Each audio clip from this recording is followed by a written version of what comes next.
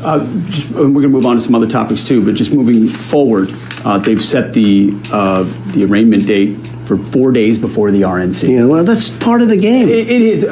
Some have suggested you could appeal straight to the Supreme Court because of the special nature of this case. When it comes to the legal maze that you're still facing, and the judge could decide to say, hey, house arrest or even jail.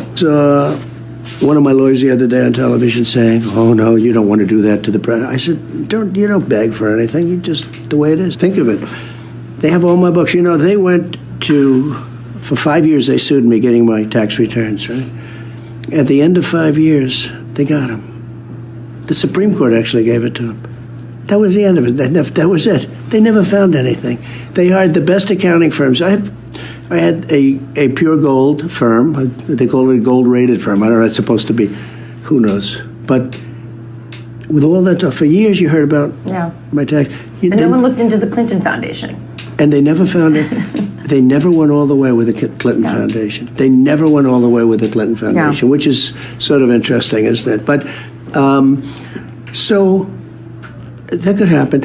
I don't know that the public would stand it. You know, I'm not sure the public would stand for it.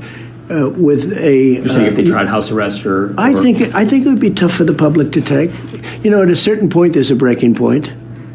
It's very funny. I watched the radical left, and I watched the right, and everyone's always talking about the right. You know, this side, the right. The right's not the problem.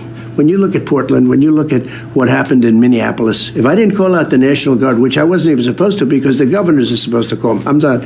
You wouldn't even have Minneapolis right now. Minneapolis would be wiped off. Remember the CNN anchor? I think it was Velshi. He's standing there. This is a friendly protest. This is very friendly. And then somebody hit him on the knee. Mostly peaceful, is that what he said? Yeah, mostly peaceful. This is friendly. This is a mostly... And you look behind him, the entire city is burned. It was like the Second World War. The whole city is burning, the fire behind him. And he's talking about this is friendly. This is a friendly protest. That's exactly it. No, it's crazy. What's going on is crazy. Don't forget, I got millions of more votes the second time than I got the first time. Very rare. Obama got millions less, you know, and he won.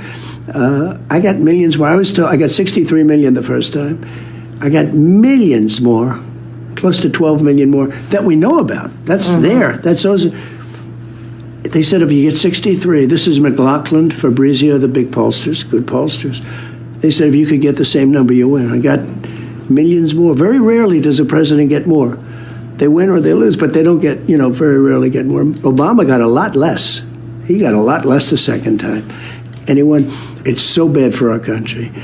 And I wouldn't have done this.